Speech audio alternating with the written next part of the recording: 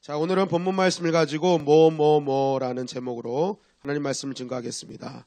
약간 한국말로 하니까 이렇게 하는 해석하면 더 그죠? 그냥 제 말씀을 잘 들으셔야 됩니다. 이렇게 그렇게 아니고. 자, 오늘 본문은 우리가 잘 아는 에스겔 선지자가 환상을 경험하는 장면입니다. 여러분, 에스겔 선지자는 두 번의 환상을 경험했습니다. 어떤 환상이었죠? 첫 번째, 마른 뼈가 살아나는 환상. 그래서 에스겔서 37장 1절 2절 말씀해 보니까 말씀하고 있죠. 다 같이 읽겠습니다. 시작. 여호와께서 권능으로 내게 임재하시고 그의 영으로 나를 데리고 가서 골짜기 가운데 두셨는데 거기 뼈가 가득하더라.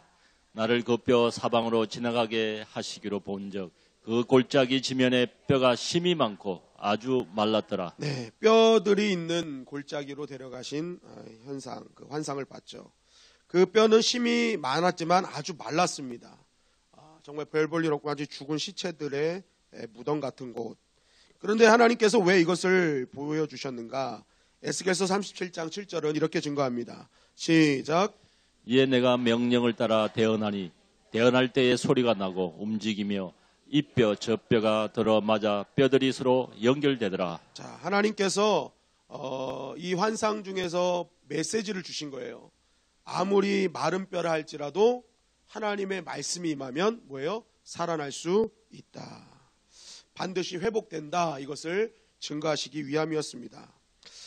그러면서 오늘 이제 에스겔서 47장 말씀을 통해서 이제 성전 문지방 밑에서 흐르는 이 물의 환상, 이것을 또 이렇게 보여주신다는 것이죠. 하나님은 왜 이 환상을 보여주셨는가? 주일에도 말씀드렸지만 에스겔 선지자는 25살에 포로로 바벨론으로 끌려왔습니다. 곧 5년 뒤 몇 살이요? 30살만 되면 제사장이 될 수 있는, 율법에 명시된 제사장의 사명을 감당할 수 있는 하나님의 사역자로 설 수 있었습니다. 이 에스겔은 요시야 왕이 율법책을 발견하기 1년 전에 태어남으로써 어린 시절에 하나님의 말씀과 은혜가 회복된 나라가 얼마나 강한 나라가 될 수 있는지를 보고 자랐어요. 그러면서 또 예레미야가 복음을 증거하고 말씀을 증거하는 상황을 또 직면하면서 하나님의 말씀과 영이 떠난 나라가 얼마나 추락할 수 있는지도 보았습니다. 그렇기 때문에 이 에스겔 선지자는요, 하나님의 그 말씀이 떠난 나라에 제사장으로서 정말 하나님의 뜻 가운데 나라를 세워야겠다는 그런 비장한 마음으로 제사장을 준비하고 있었을 것입니다. 그런데 생각지도 못하게 바벨론으로 끌려오게 되었던 것이죠. 이렇게 한순간에 이 제사장은 계속 이 아버지로부터 물려받는 거거든요. 그러니까 이거 어떻게 보면 이제 나라를 잃고 성전을 잃었다는 것은 이 에스겔로서는 앞으로 아무것도 할 수 없는 실직자, 결국 자기가 할 수 있는 일이 아무것도 없는, 아무 희망과 소망이 사라졌고 이제는 끝났다라고 생각했던 상황이었던 것입니다. 그런 상황 속에서 하나님을 만나게 되고 다시 한번 이제 귀한 사명을 감당하는데, 이런 사명을 감당할 때에도 여전히 아직까지도 어떻게 보면 좀 연약하고 불안한 부분들이 있었을 것입니다. 그럴 때 바로 이제 에스겔에게 하나님께서 두 가지 환상을 보여주신 것이죠. 아무리 소망이 없는 뼈랄지라도 하나님이 함께 하시면 반드시 살아난다. 마른 뼈와 같이 이제 아무것도 보이지 않는 죽어있던 너의 민족과 너를 정말 내가 살려낼 것이다 라는 하나님의 메시지를 주신 것입니다. 성전 문지방이 흐르는 이 상황도 마찬가지죠. 지금 이 에스겔이 이 환상을 볼 때는요, 이미 예루살렘 성전이 다 파괴된 시점이었습니다. 나라를 빼앗기고 아무것도 없는, 모든 것이 회파된 그 시점이었어요. 성전을 중심으로 살던 이스라엘 백성에게 성전이 없다는 것은요, 모든 걸 다 잃어버린 상황이었습니다. 그런데 그곳에서 다시 뭐가 흐르고 있어요? 성전에서 물이 흐르는 역사를 보여주신 거예요. 그런데 이 물이 흘러서 어떤 역사를 일으키느냐? 에스겔서 47장 8절 9절은 이렇게 증거합니다. 다 같이 읽겠습니다. 시작. 그가 내게 이르시되 이 물이 동쪽으로 향하여 흘러 아라바로 내려가서 바다에 이르리니 이 흘러내리는 물로 그 바다의 물이 되살아나리라. 이 강물이 이르는 곳마다 번성하는 모든 생물이 살고 또 고기가 심히 많으리니 이 물이 흘러 들어가므로 바닷물이 되살아나겠고 이 강이 이르는 각처의 모든 것이 살 것이며. 자, 이 강물이 흐르는 이유가 무엇입니까? 결국 이것도 이 물로 인해서 살아날 것이다. 이 물이 닿는 곳은 다 살아날 것이다. 회복될 것이다. 하나님께서 그거 말씀하시는 거예요. 결국 에스겔은요, 무너진 성전을 보며 마음 아파했지만 하나님께서는 참 능력은 보이는 성전 자체에 있는 것이 아니다라고 말씀하시는 것이죠. 그 성전이 무너졌다고 해도 하나님의 은혜와 하나님의 능력은 여전히 흐르고 있다. 그 보여지는 성전이 문제가 아니다. 그리고 그 여전히 흐르고 있는 하나님의 그 은혜, 그 생명수만 우리가 누린다면 살아날 것이다. 그러니 보여있는 성전을 의지하지 말고 여전히 은혜를 흘려보내고 생명을 흘려보내는 하나님을 의지해라 라는 것이 이 환상의 핵심이었다는 것입니다. 여러분, 오늘 우리 교회에도 은혜의 물줄기가 흐르고 있는 줄 믿습니다. 이 물줄기를 여러분 닿는 자마다 다 살아나는 역사가 일어날 거예요. 회복될 것입니다. 그러므로 여러분 눈앞에 보여지는 이 건물을 보지 마시고 오늘도 십자가로부터 흐르는 주의 보혈과 은혜를 의지하는 저와 여러분들이 되시기를 주님의 이름으로 간절히 축원합니다. 자, 그렇다면 이제 오늘 이 말씀을 통해서 우리가 또 한번 깊이 깨닫는 영적인 교훈을 좀 나누고자 합니다. 하나님은 이 환상을 통해서, 에스겔의 환상을 통해서 오늘 우리에게 또한 어떤 메시지를 주시는가? 첫째는요, 이 시대에 있는 우리 역시도 하나님의 환상을 경험하는 자가 되어야 된다는 것입니다.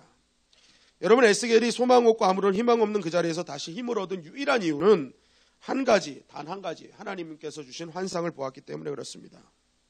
여러분, 환상은 환상입니다. 그죠? 깨어나면 현실과 마주하게 되어 있습니다. 환상에서 깨어나면 현실은 여전히 그 모습 그대로 있다는 것입니다. 여러분, 에스겔이 눈을 떴을 때 무슨 변화가 있었겠습니까?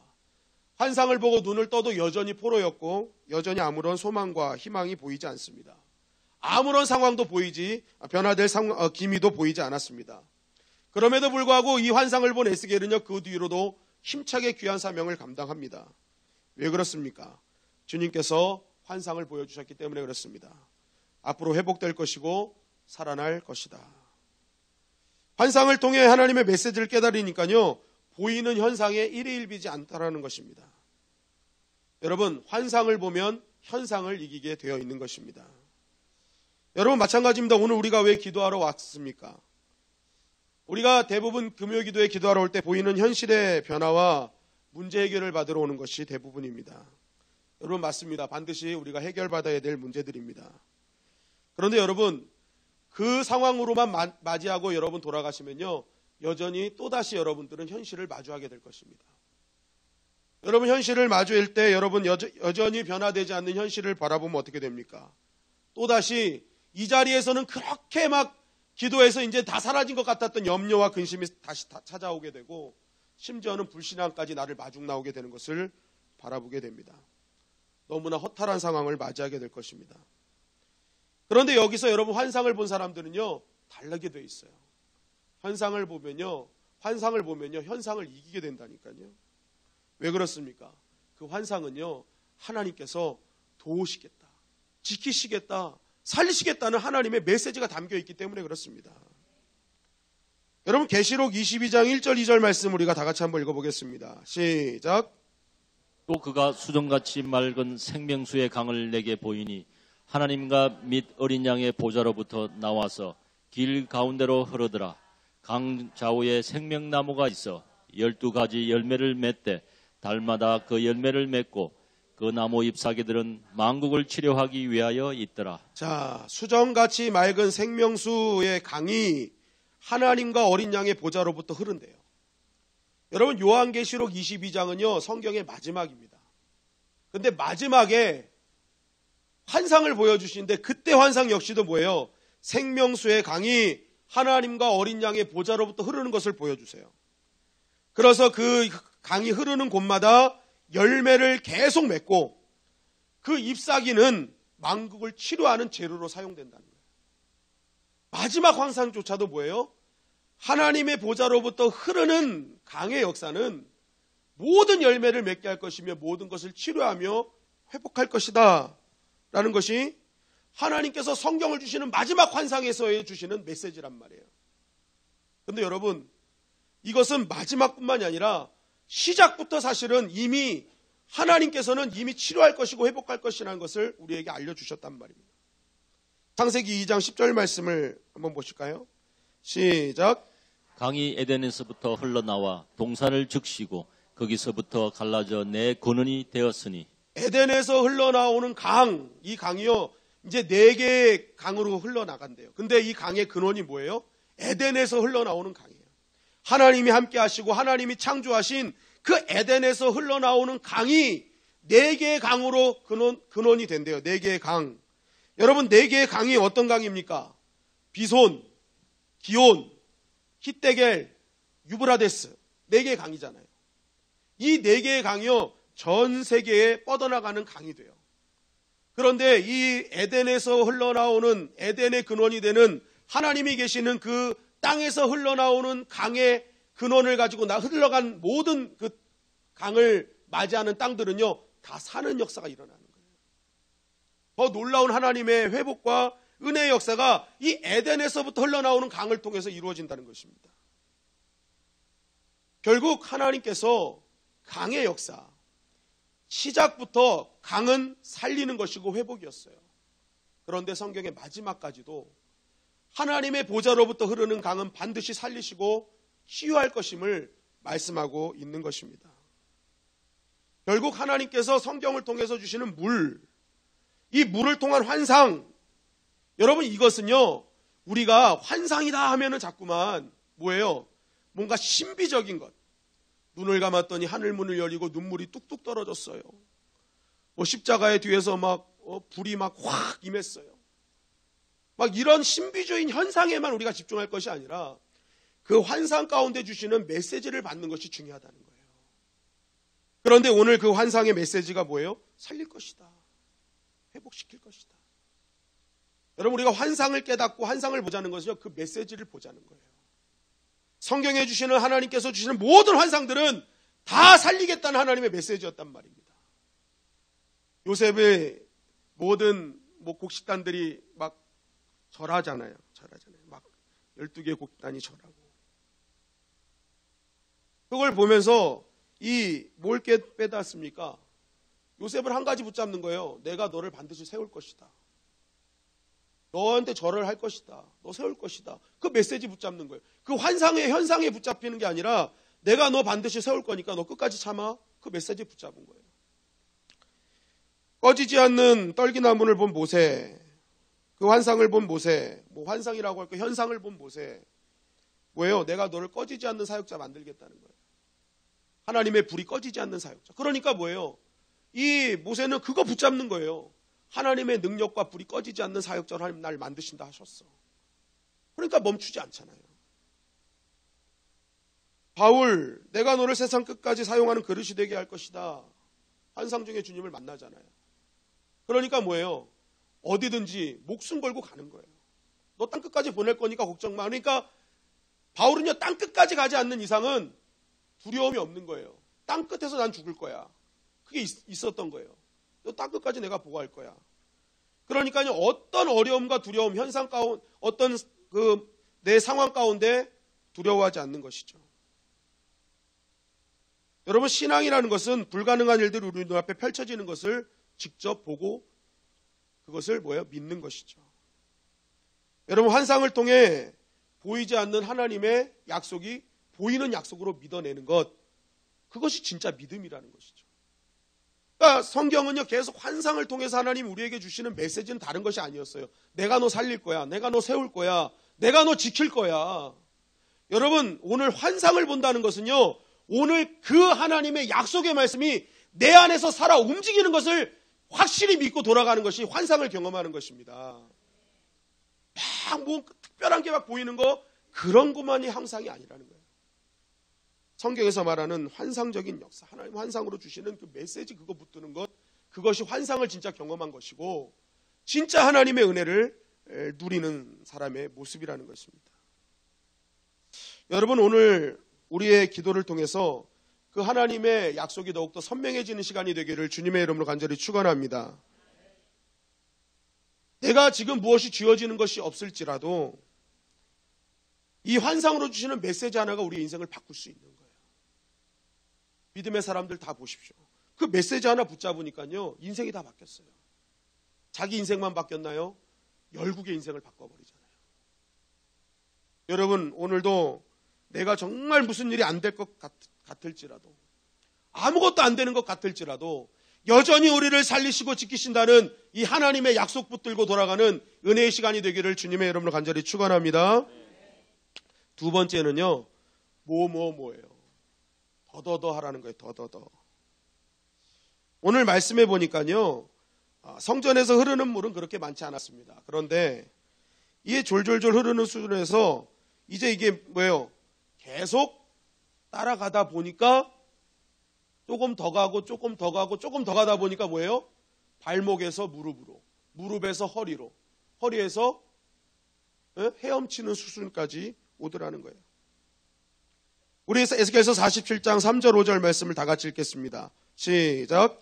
그 사람이 손에 줄을 잡고 동쪽으로 나아가며 천척을 청량한 후에 내가 그 물을 건너게 하시니 그 물이 발목에 오르더니 다시 천척을 청량하고 내게 물을 건너게 하시니 물이 무릎에 오르고 다시 천척을 청량하고 내게 물을 건너게 하시니 물이 허리에 오르고 다시 천척을 청량하시니 물이 내가 건너지 못할 강이 된지라.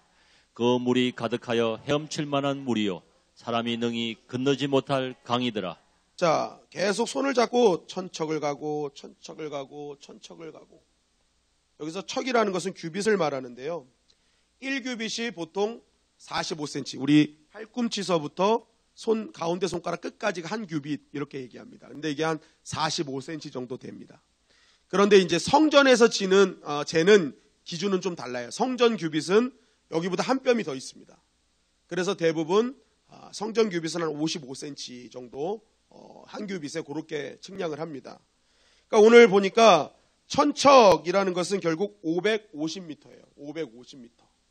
550m를 계속 조금씩 더 갔더니 뭐예요? 계속 깊음이 달라지는 거예요. 높이가 달라지고 뭔가 다른 것이 느껴지는 거예요.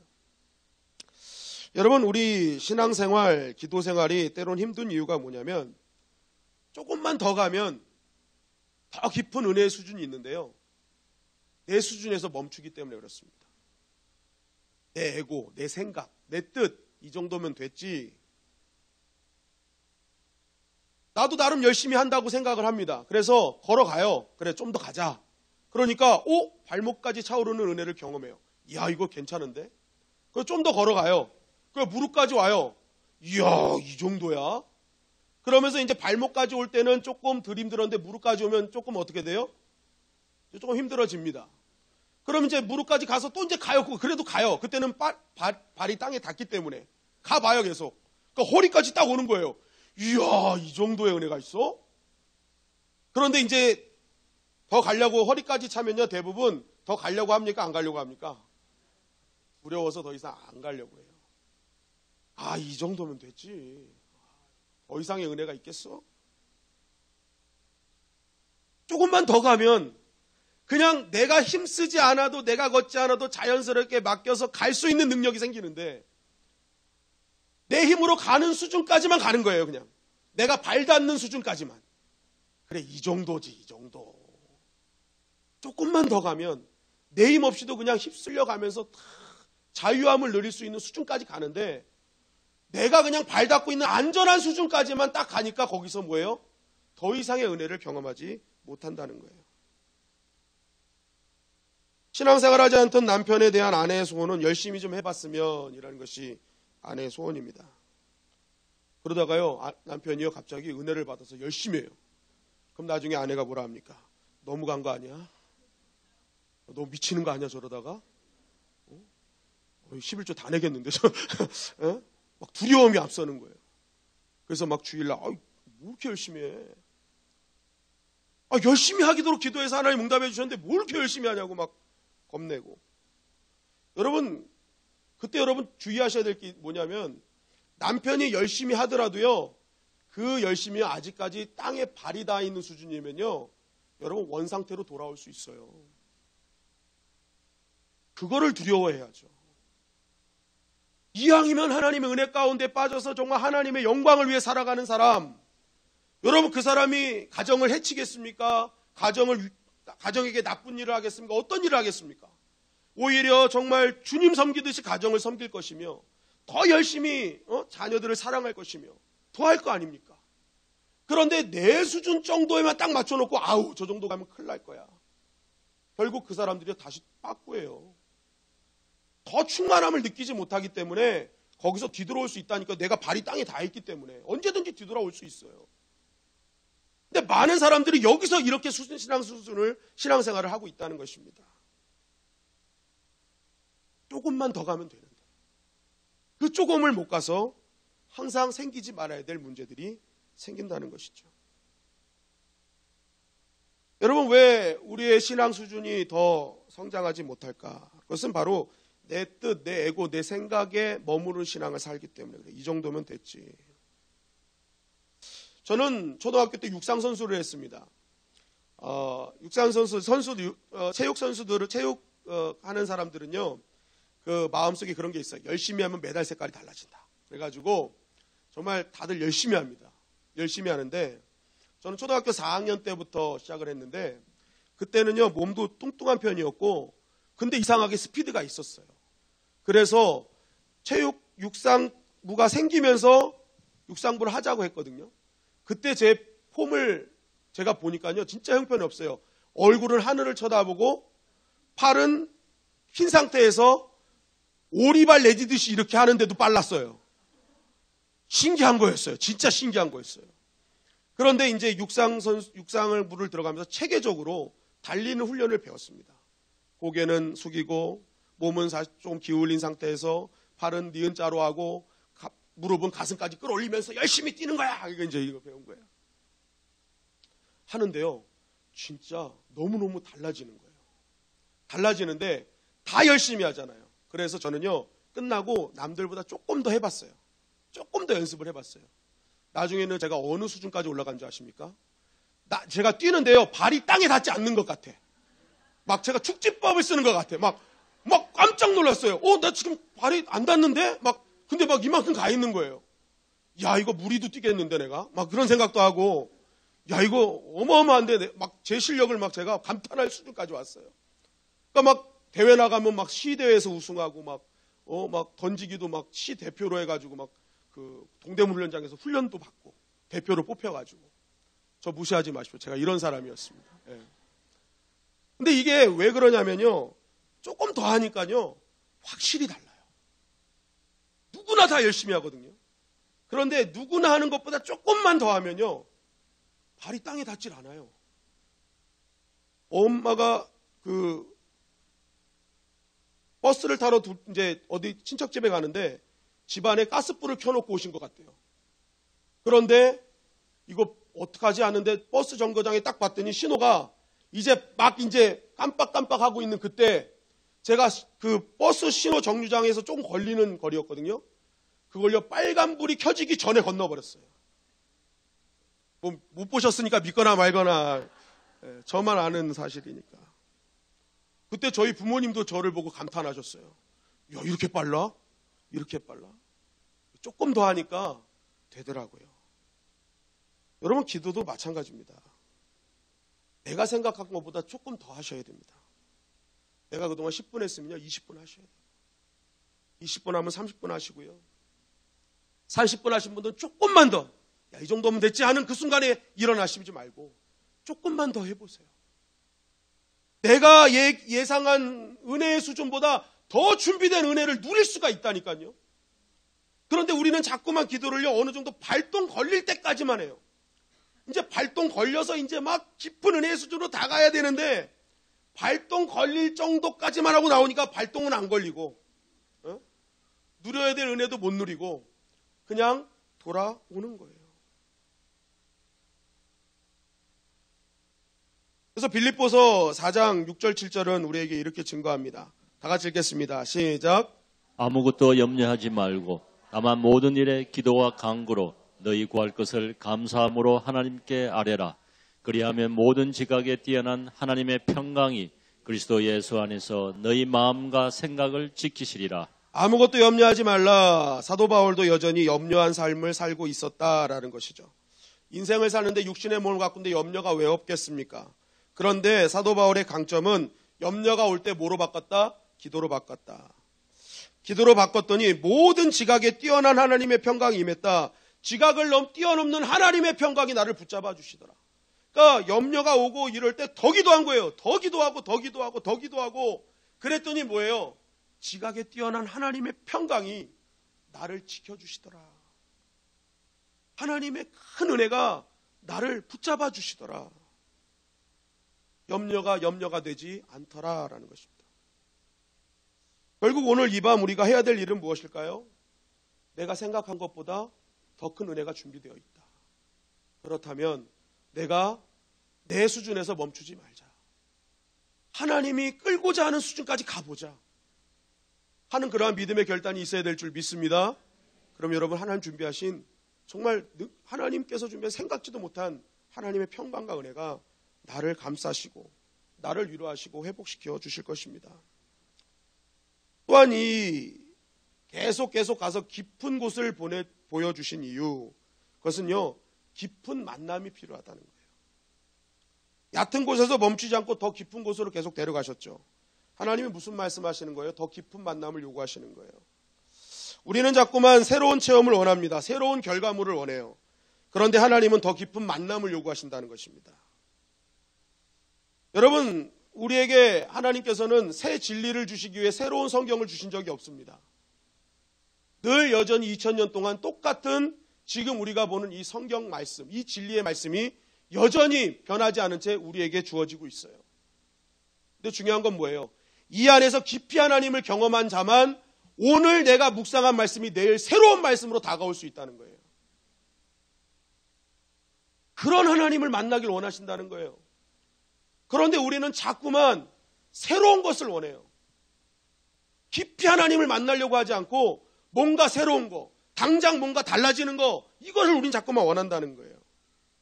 그런데 하나님은 그거 아니죠. 너가 나를 더 깊이 만나길 원한다. 그러면 너의 인생이 새로워질 것이고 네가 매일매일 불러서 지겹다고 생각했던 그 찬양이 내일은 새 찬양이 될 것이며 너가 오늘 읽었던 아무 감동도 없었던 그 말씀이 내일은 새로운 진리로 너에게 다가올 것이다. 여러분, 신앙은 새로운 것이 중요한 것이 아니라 오늘 깊이 하나님을 만나는 것이 중요하다는 것입니다. 여러분, 기도도 마찬가지죠. 우리가 언제 기도가 쉬워질까요? 하나님을 깊이 만나면 쉬워집니다. 기도에는 육으로 하는 기도가 있고 영으로 하는 기도가 있죠. 육으로 하는 기도는 무엇입니까? 내가 노력하고 내가 열심으로 하는 기도입니다. 내 영의 기도는 뭐예요? 내 노력이 아니라 그냥 되는 기도예요. 그런데 그냥 되는 기도는 언제예요? 하나님을 깊이 알게 되면 하게 되는 거예요. 성령님의 은혜에 깊이 빠지면요, 그냥 되는 기도가 되는 거예요. 오래 기도하는 것을 힘들어하는 이유는 대부분 육적으로 기도하기 때문에 그렇습니다. 내 힘으로, 내 능력으로 어떻게든 한번 짜내보려고. 근데 그게 아니라는 거예요. 하나님 안에 깊은 교제가 이루어지면요, 그냥 그 기도가 어느새 1시간이 되고 2시간이 되고 3시간이 돼요. 영적인 기도는 성령의 주권을 따르기 때문에 그렇습니다. 성령에 맡기고 성령을 의지하기 때문에 생각지도 못한 은혜의 깊이로 빠지게 되고 우리가 알지 못하는 더 깊은 은혜를 경험할 수 있는 것입니다. 여러분, 육적인 기도, 영적인 기도, 이 차이는 결정적으로 어떻게 납니까? 육적인 기도는요, 기도를 시작하는 것이 힘들지만 영적인 기도는 기도를 멈추는 것이 힘들다는 거예요. 여러분, 기도를 시작하는 것이 힘듭니까? 기도를 멈추는 것이 힘듭니까? 여러분, 결국 하나님은 오늘도 우리에게 더 깊은 하나님과의 관계를 요구하세요. 어제보다 좀 더 깊어지지 않으련, 어제보다 좀 더 나를 더 묵상하지 않으련, 여러분, 그 깊은 하나님의 묵상을 통해서 우리의 기도는 더욱더 깊어질 것이고 더 깊은 하나님의 은혜를 경험하게 될 것입니다. 그러므로 오늘부터 이 시간에 더욱더 내 힘을 의지하지 않고 성령님을 의지하는 기도가 되기를 주님의 이름으로 간절히 축원합니다. 그냥 맡기시는 거예요. 하나님, 나는 당신밖에 없습니다. 주의 성령만이 나를 더 깊은 하나님의 교제로 이끄시며 더 깊은 은혜를 경험할 수 있는 은혜를 주십니다. 주님 성령을 의지하게 하시옵소서. 여러분, 그래서 우리가 꼭 기억해야 될 사자성어, 제가 늘 말씀드린 것 중에 하나가 뭐예요? 우생마사잖아요. 소는 살고 말은 죽는다. 소는 홍수가 나면 물에 둥둥 떠가다가 툭 걸치는 데가 있으면 그거 잡고 올라와서 사는 거예요. 근데 말은 홍수가 나면 자기 힘으로 어떻게든지 빠져나가려고 힘쓰다가 물에 빠져 그냥 죽는 거예요. 결국 우리도 성령에 의지해서 둥둥 떠다니는 거예요. 그래서 제가 아멘도 어떻게 하라 그랬어요? 아멘 이렇게 하라 그랬잖아요. 소처럼. 우생마사예요, 우생마사. 할렐루야. 예, 할렐루야. 여러분, 우리가 성령에 의지하고 성령에 맡기면요, 더 깊은 차원으로 주님을 만나게 될 것이며 더 깊은 은혜를 경험하게 될 줄 믿습니다. 우리가 어제 불렀던 찬양이 왜 저런 거만 맨날 불렀던 거 맨날 불러 했던 그 찬양이요, 내일은요 엄청나게 새로운 찬양으로 다가올 거예요. 우리 교회는 왜 찬송가를 맨날 4절까지 불러? 4절까지 부를 은혜가 없는 거예요. 그런데 은혜가 임하면요 6절까지 부르고 싶어요. 막 계속 부르고 싶어요. 그게 깊은 은혜라는 것입니다. 오늘 우리 가운데 이런 흘러넘치는 은혜가 있기를 주님의 이름으로 간절히 축원합니다. 마지막으로는요, 결국 물의 방향을 우리가 깨달아야 되는 거예요. 물의 방향을 깨달으라. 오늘 말씀해 보니까 우리 47장 8절 9절 말씀 다 같이 읽겠습니다. 시작. 그가 내게 이르시되 이 물이 동쪽으로 향하여 흘러 아라바로 내려가서 바다에 이르리니 이 흘러내리는 물로 그 바다의 물이 되살아나리라. 이 강물이 이르는 곳마다 번성하는 모든 생물이 살고 또 고기가 심히 많으리니 이 물이 흘러 들어가므로 바닷물이 되살아나겠고 이 강이 이르는 각처의 모든 것이 살 것이며. 아멘. 자, 이 물은요 성전에서 어디로 흘렀습니까? 밖으로 향했어요. 밖에서 안으로 들어간 게 아니에요. 성전에서 밖으로 흘렀다. 여러분, 이 물의 방향이 중요합니다. 하나님은요 성전에서 분명히 물을 밖으로 향하는 걸 보게 하셨고, 이 흐르는 물이 결국 뭐예요? 다 살렸다는 거예요. 여러분, 이 아라바로 내려갔다. 이 아라바가요 사해 남쪽에 있는 광야를 말합니다. 사막을 얘기해요. 그런데 이 아라바 사막은요 아직도요 그 관계 시설이 되어 있지 않는 곳에는 생명이 자라날 수 없는 아주 척박한 땅입니다. 그런데 지금 이 시대는 관계 시설이 있을 수가 없잖아요. 사해에서 무슨 물도 흐르지 않고 그냥 죽은 땅이었어요. 죽은 땅. 그런데 그 아라바가요 이 성전에서 흘러나가는 물을 맞으면 살아날 거래요. 그리고 바다는 사해를 말합니다. 그 사해 죽은 바다가 살아날 거래요. 강물이 흐르는 곳마다 번성할 것이고 생물이 살 것이고 물고기가 심이 많을 것이며 계속 다 살리실 거라는 거예요. 중요한 건 뭐예요? 방향이에요. 성전에서 흘러나간 물. 결국 이 말씀을 통해서 에스겔에게 하나님 주시는 메시지는 무엇입니까? 너 받은 은혜 너만 갖고 있지 말고 이제 흘려보내라는 거예요. 그 깊이 만난 하나님, 그 깊이 체험한 그 은혜, 그거 갖고 있지 말고 흘려보내야 된다는 거예요. 그거 흘려보내면 다 살 것이라는 거예요.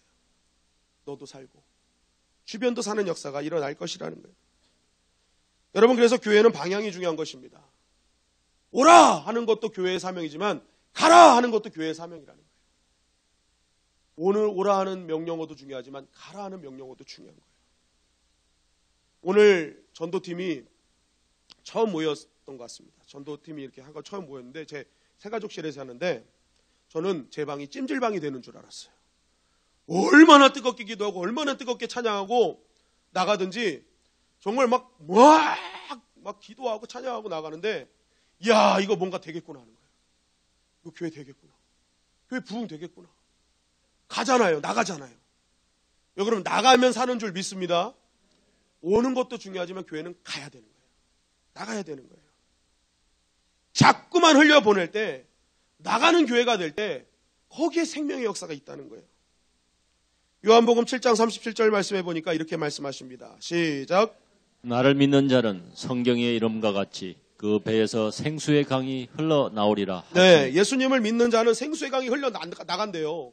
그러니까 이 흘러나가기 때문에 예수님을 믿는 사람들이 가는 곳에는요, 생수의 강이 흘리기 때문에 다 사는 거예요. 이건 멈추지 않는 강이에요. 생수의 강이 흘러나오는 거예요. 그런데 우리는 가끔 그럴 때가 있어요. 왜 하나님 나에게 능력을 주시지 않아요? 왜 나에게 힘을 주시지 않죠? 여러분, 근데 오늘 말씀해 보니까요, 믿는 자는 다 생수의 강이 흘러나올 것이래요. 하나님은 성전에서, 에스겔은요, 성전이 무너졌기 때문에 끝난 줄 알았어요. 그런데 여전히 하나님의 은혜는 흐르고 있었다니까요. 하나님의 은혜는 멈추지 않아요, 여러분. 끝까지 흐르는 거예요. 주님이 오실 때까지. 근데 왜 그걸 내가 느끼지 못하죠? 우리가 옥상에 가면은 그 호스로 이렇게 물을 뿌릴 때가 있습니다. 요번에도 그 수영장 침례탕 설치하면서 물을 이렇게 담는데 하다 보면 물이 이렇게 잘 나오다가 쫄쫄쫄쫄 나올 때가 있어요. 왜 그런가 보면은 이 호스는 물 트는 거는 그대로 틀어 있는데 호스가요 꼬여 있어요. 호스가 꼬여 있으니까요 물이요 나오다가 거기에 막혀가지고 졸졸졸졸졸 흐르는 거예요. 물을 보내는 곳에선 문제가 없었어요. 호스에 문제가 있었어요. 여러분 예전에 뭐 이렇게 하다 보면 호스에 또 빵꾸가 나면 호스가 연결구이가 빠지면 뭐예요? 물은 안 나오잖아요. 물은 여전히 나오고 있어요. 수도원은 여전히 나오고 있다니까요. 문제는 호스예요. 여러분 왜 하나님의 능력을 주시지 않습니까? 라고 우리가 얘기할 수 없는 게 하나님의 능력의 수도는 여전히 흐르고 있어요. 근데 호스인 우리가 문제인 거예요. 내가 뭔가 꼬여 있어요. 내가 뭔가 빵꾸가 나 있어요. 뭔가 새고 있어요. 하나님의 문제가 아니라 누구의 문제다? 나의 문제인 거예요. 나의 문제. 내가 뭔가 꼬여 있어요. 마음과 생각이 꼬여 있어요. 내 생각이 뭔가가 다 하나님의 중심에 맞추니까 터져 있어요. 뭔가 어디서 자꾸만 은혜가 빠져나가고 있어요. 그게 문제라는 것입니다. 그래서 내가 정말 하나님의 능력을, 영원한 능력을 계속 얻기 위해서는요, 내 신앙을 항상 점검해야 됩니다. 어디가 꼬여 있는지, 어디가 터지진 않았는지, 그 호수가 빠지진 않았는지, 하나님과의 연결됨이 지금 내가 빠지진 않았는지 이걸 확인해야 된다는 거예요. 하나님의 은혜는 여전히 흐르고 있어요. 여러분 그 하나님의 은혜를 그리고 우리가 받으면요, 그 은혜는 흘려보내야 될 줄 믿습니다. 반드시 흘려보내야 돼요. 더 깊은 강이요 주변을 살렸잖아요. 흐르는 강이 다 살렸단 말입니다. 결국 나로부터 흐르는 강은요, 생수의 생명수는요 다 살려요. 내 자녀도 살리고요, 내 가정도 살리고요, 내 직장과 사업장 살리고 내 공동체 다 살려요. 근데 내가 메마른 순간부터 내 주변은 다 죽게 되어 있어요. 내 주변이 왜 죽어 있는가? 내가 죽었기 때문에 그래요. 예레미야서 2장 13절은 이렇게 우리에게 증거합니다. 다 같이 읽겠습니다. 시작. 내 백성이 두 가지 악을 행하였나니 곧 그들이 생수에 거는 데는 나를 버린 것과 스스로 웅덩이를 판 것인데 그것은 그 물을 가두지 못할 터진 웅덩이들이더라. 두 가지 악이 있대요. 생수의 근원 대신 하나님을 버린 것, 그리고 스스로 웅덩이를 판 것. 여전히 은혜가 내려주시는 하나님, 생수의 근원이신 하나님이 있는데 그 하나님을 뭐예요? 버렸다는 거예요. 그리고 자기 웅덩이를 파가지고요, 자기 힘으로 어떻게 해보려고 하는 거예요. 근데 그 물은 터진 웅덩이래요. 다 새는 거예요. 언젠간 떨어지는 거예요. 언젠간 메마르는 거예요. 나도 죽고 다 죽는 거예요. 여러분 웅덩이 의지하지 말고 마르지 않는 생수의 근원이신 하나님을 의지하는 밤이 되기를 주님의 이름으로 간절히 축원합니다. 하나님 오늘도 멈추지 않으세요. 계속 부어주실 거예요. 중요한 것은 지금 내 호수, 지금 내 상태가 혹시 터진 웅덩이로 살아가고 있지는 않은지, 터진 호수로 살아가고 있지는 않은지, 하나님과의 연결고리가 떨어지고 있지는 않은지를 점검하는 시간 되시고, 그것이 떨어져 있다면 메꾸시고 다시 푸시고, 그리고 더 깊이 하나님을 알아가시기 바랍니다. 묵상하시기 바랍니다. 여러분, 생각지도 못한 은혜를 하나님께서 오늘 이 시간 우리에게 부어주실 줄 믿습니다. 오늘 말씀 붙들고 승리하는 저와 여러분들이 되시기를 주님의 이름으로 간절히 축원합니다.